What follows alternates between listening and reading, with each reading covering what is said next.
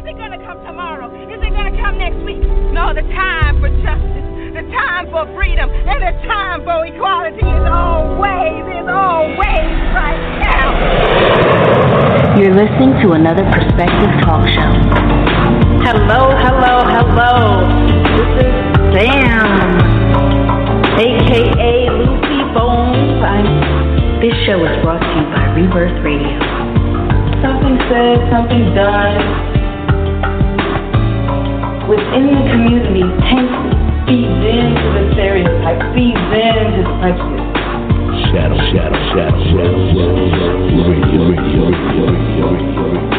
I think more community involvement could be beneficial in teaching people about budgeting and income and how to save and multiple streams of income. And you're listening to another Perspective Talk Show.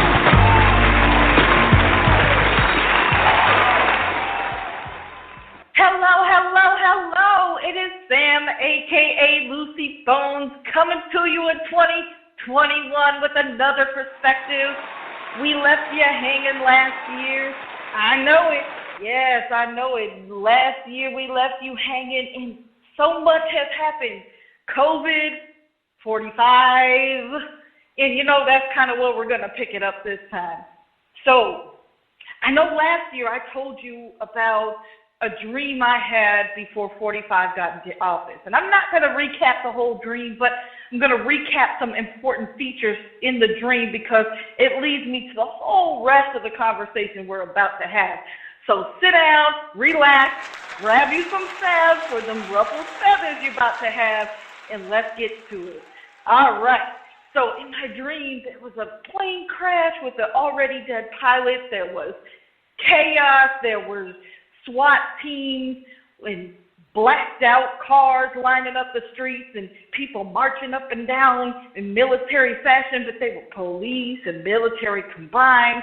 People weaponizing Trump's face plastered all over the place, talking just about stupid things. And the atmosphere was like Times Square. You know how there's cameras and TV screens and different things all over the place. It was an atmosphere like that. And people were going to the hospital, and there was a sense of dread. It's the place you go to die. People aren't making it out of there. And look what's going on. Have you watched the news? I mean, some people might be in a cave because they're trying to wait out the virus, but most of y'all have seen the news. Everything that I dreamt about, maybe the scenario and the way it played out in my dreams, my brain putting things together, trying to make sense of the message, but the message was clear. All of this stuff has taken place. His YouTube channel down, his Twitter channel down. Facebook is having a meeting to see if he's going to be out of Facebook jail. We won't know yet. Things that he backed, Parler, down. Why? Because of insurrection incited by 45. Wow. Can you believe all of that? Right? Consider this, though. Consider this. All right? This is another perspective to the events that have taken place, right? So my speech, of course, is protected by the Constitution, and we need to learn tolerance because after 45, I think people were pitted against one another. 45 created an atmosphere where it was okay to have a dissenting opinion that was very right-winged, very prejudiced, very racist, very damning of others. But all speech is protected. So if you're offended, okay, cool, let's have a conversation because we can do that. All right? So I was watching Rubio out of Florida. He's a Republican. He was commenting on the trial of impeachment that's upcoming for the president for his act of insurrection with those riots that happened. And he was saying it's a complete waste of time. He's already out of office. He doesn't believe it's constitutional. However, educational leaders, scholars, other political figures, and historical data actually support this. There hasn't been a need for it historically necessarily. So there's no precedent set with a posthumous or a post-presidency. I don't want to say posthumous because that's after somebody dies, but a post-presidency impeachment trial. Because usually something happens and it's more swiftly taken care of, but the event that happened and the planned event, the way that it went down, the timing of it during COVID, during all this crisis, during all this uncertainty, was particularly egregious and did not give opportunity to have a swift ejection from office. It did not benefit the country to evict him sooner than he left. And so Rubio believes that this is a complete waste of money, a complete waste of time. But the entire interview on Fox, I'm going to say it, the entire interview on Fox, he looked like he was about to cry behind them eyes. Them eyes was you could see them floating in the water, and he was very incensed. Everything he was asked, even if it was like, do you want some coffee? I mean, nobody asked him for some coffee, but like somebody could have asked him, do you want some coffee? And he would have had this incensed response to even that. He was asked about Ivanka running against him. Ivanka Trump might take over his seat, and some Trump supporters are pushing Trump's daughter to get back in that office. You know, anything to make sure that Trump is still involved in politics some type of way, because daughter's only a puppet for the master, right? So Rubio snaps back and says, well, you know, if I want something, I'm going to have to fight for it. Every 6 years, I have to be prepared to fight a good fight and to have a battle, and I have to have everything in a row, and I have to make sure everything's good, and that what I present is what I present. And I'm putting on my boxing gloves, right? The kid gloves are off, the boxing gloves are ready. Well, kind of looked a little bit funny. And I did a little digging, and I found out that in June 20th of 2017, right, he was meeting Ivanka Trump just outside the Capitol building there. And she kind of leaned forward like he was expecting a hug. He reached out and tried to hug her, and she went kind of stiff, like, what the heck are you doing? And there's pictures of it. And it was posted all over social media, like, look at this. This is weird. Why did he do this? Ivanka's like, get away from me. And Rubio had some fun with it. I'll give him that. He tried to talk stuff about himself, you know, before the trolls could get at him. And he joked about having other insider information and other camera views and what have you, but they were confidential.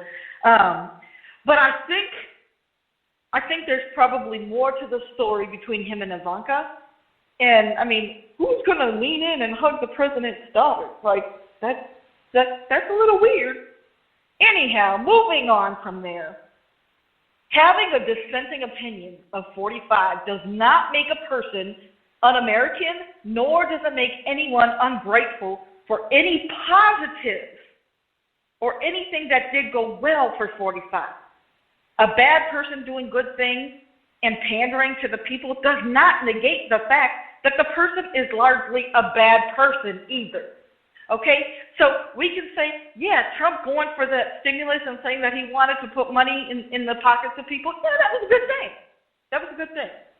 But let me tell you something. The president, although he'd like us to think that he's the king of the world and he runs everything and he's orchestrating everything, a president is not an act of himself. A president has to act with legislature. That's why our Constitution, our democracy, is set up with checks and balances. However, 45 went a little bit towards dictatorship. You know, he was headed that way. I'm not leaving. I'm not doing this. Insurrection, racial protests, having like white supremacists at the ready, top of a hat. Like, I'm sorry. For folks that really support Trump and really follow him, I need to ask y'all something. Do you not see the mental health issue? Because the whole world, including professional mental health individuals with degrees in mental health, disagree. There are some clear mental health grandiosity issues, some narcissistic tendencies, maybe some other things going on with him. But a lot of the things that he's doing on Twitter and YouTube and Facebook, this is not a leader. This is somebody who is there for entertainment purposes and thinks that the role of President of the United States, one of the most coveted and precious roles in the U.S., is a joke and is for entertainment purposes. If his whole goal was to show that the president is a puppet and is only for show and it doesn't really matter what the president does because there's too many cogs and wheels in place, bravo, good job, because that's what you did. I mean, you were essentially a puppet for Russia, China, and everybody else who wound up hating you. But if you, I have to believe that he actually believes the things that he was tweeting in, going on YouTube and the Facebook stuff, all the stuff that got him blocked and locked and, in social media jail. I have to believe that there's some serious issues with Trump. And the people that follow him blindly and support every little thing that he says and hang on his every word, it makes me wonder just how much help the rest of the country needs. What is going on with the public at large following this blindly? We're a democracy. Even people we like or agree with, we're supposed to have dissenting opinions at some point. We're supposed to challenge those in authority because that's how we grow and learn. If you don't challenge something you hear that you don't necessarily think could be true, even if it is true and you're not challenging it, you're not asking questions, you're just blindly following, what does that say for our nation? Wow! Even after the election was over, there were still people on overpasses flying Trump flags, American flags, and protesting and trying to get people to support and back Trump. The election was over.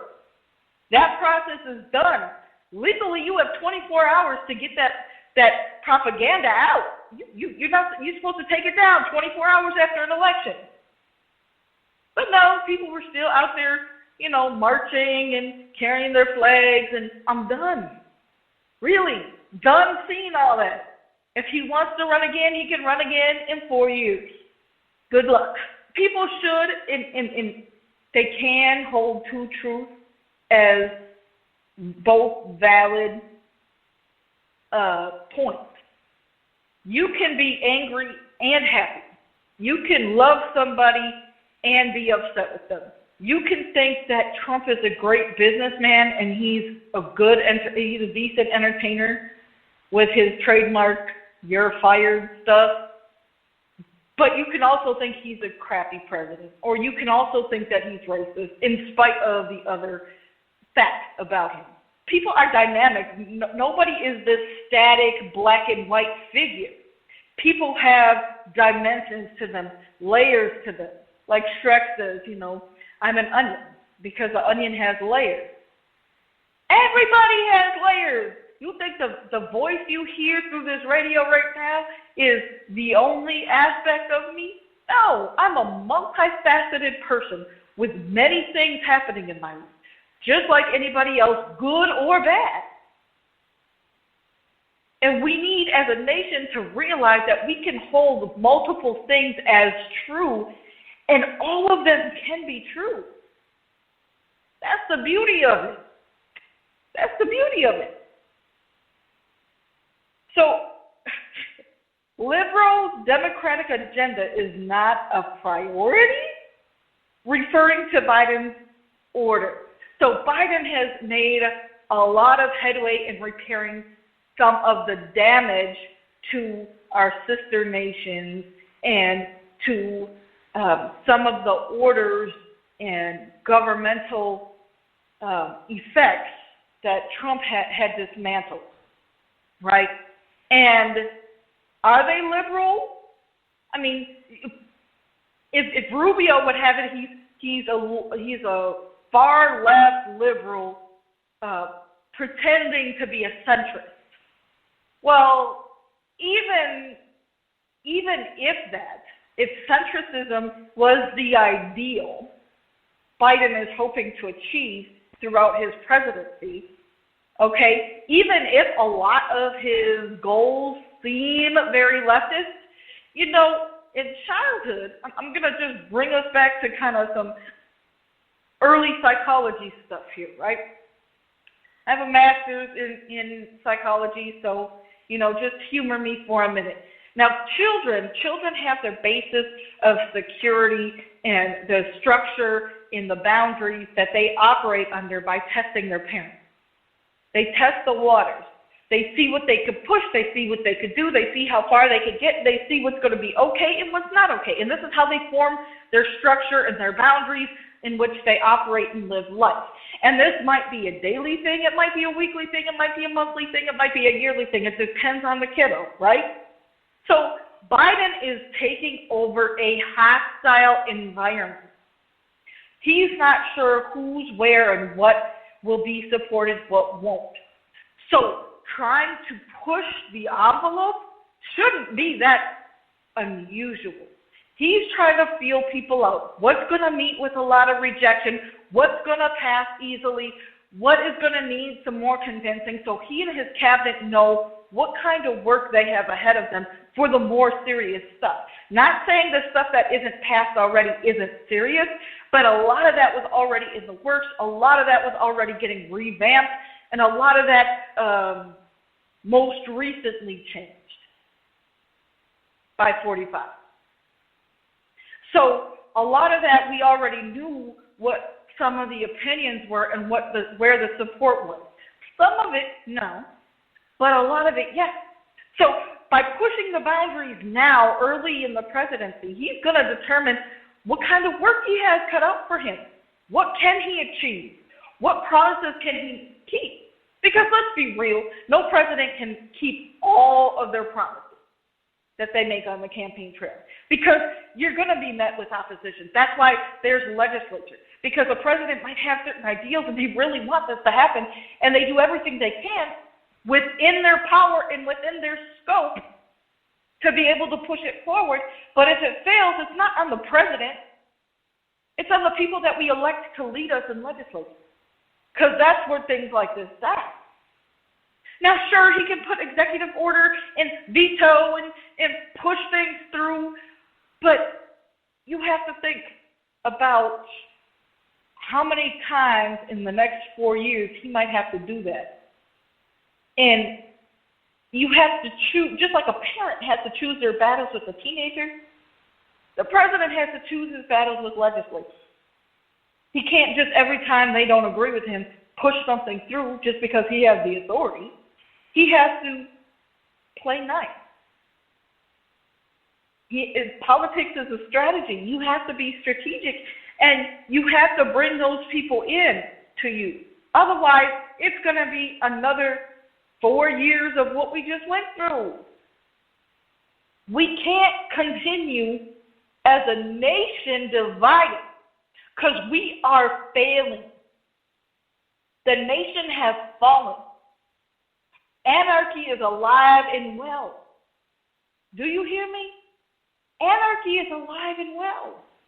This QAnon stuff and these racial issues, and I'm not discounting the racial issues because that's been a centuries-long thing that needs to be resolved. People deserve justice.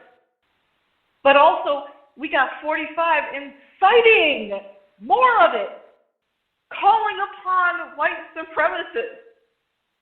Seriously, calling upon white supremacists to enact certain things at my command.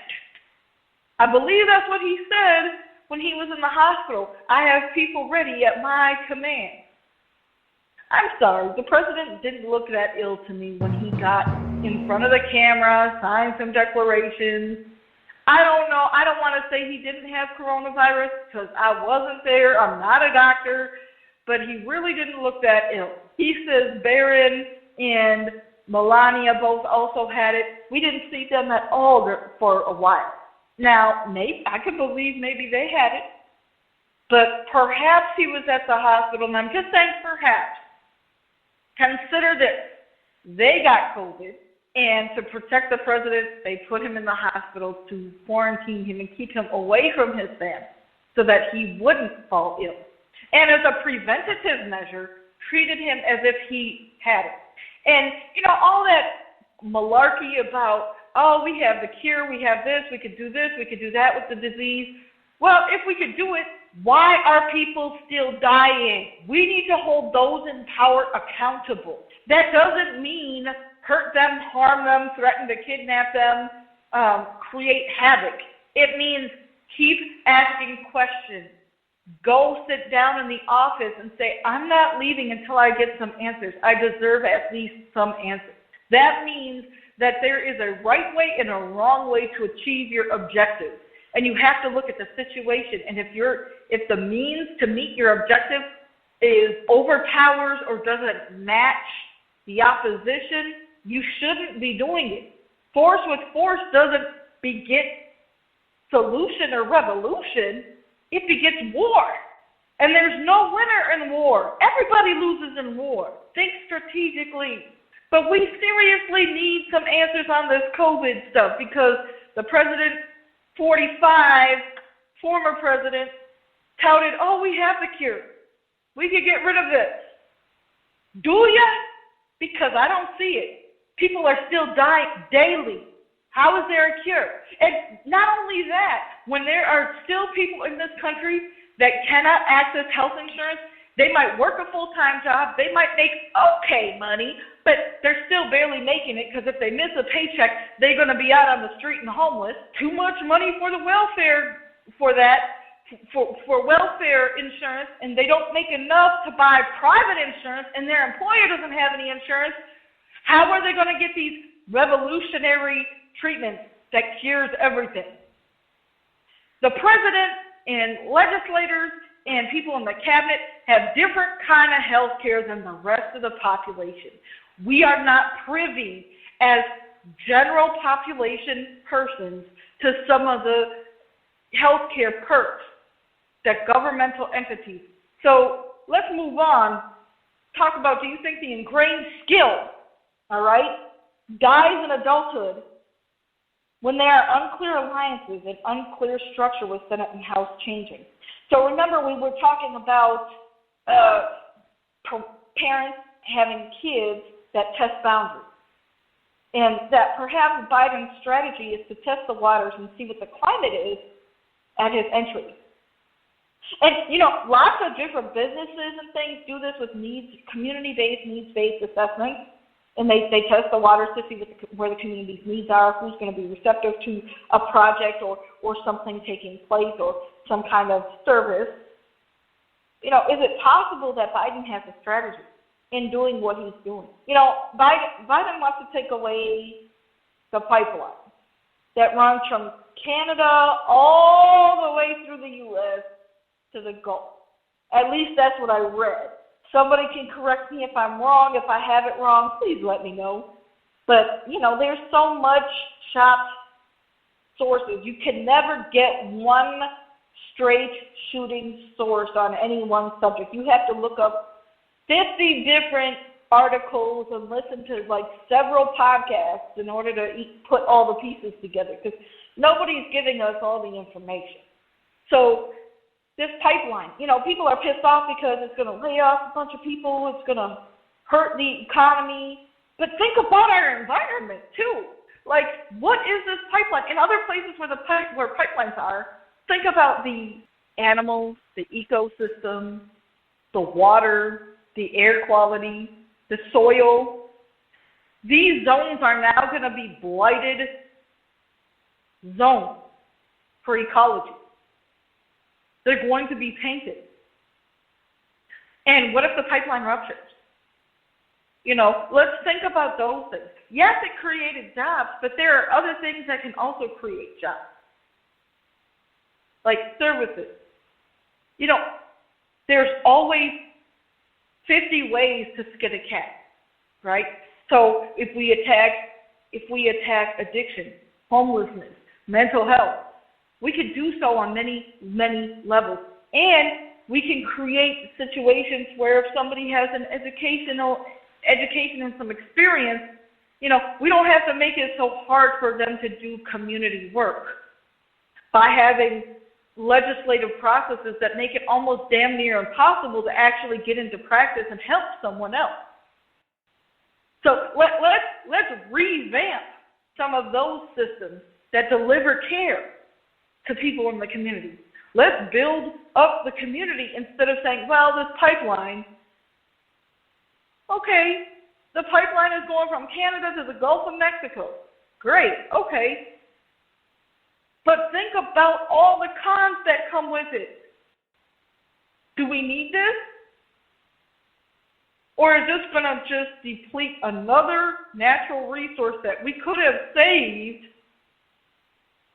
for a later date when we really needed it? How are we utilizing our resources? Y'all, I want y'all to ask some questions. I want you to be thinking critically. We cannot just walk blindly behind someone because they have leader in their title, or president, vice president, legislator, senator. We cannot just follow blindly. We have to hold those people that we elected responsible for the job that they're doing, and when they're not doing it, we have to take them to task and find out why. All right, y'all, this show is wrapping up. We're down to our final two, right? So I want to make sure that all of y'all don't get your feathers all ruffled, get that salve on them. We're going to come back to you. We're going to pick this up with another topic, and I want to make sure that I thank Naz from Shadow World Radio. I want y'all to hear the Unconcealed Talk Show State of the Union. I want you to check out Simone Higginbottom, Rebirth Radio, Phoenix and Company. And I want y'all to stay safe, stay well, and stay lit. 2020, man. 2020 was a joke, but 2021 is lit. We're going to make it happen. We got this year. We can flip this on its head. Thank you for listening to Another Perspective. Again, I'm your girl, Lucy Bones, a.k.a. Sam. Remember, be kind to one another. Love y'all. You're listening to Another Perspective Talk Show. Shadow, radio.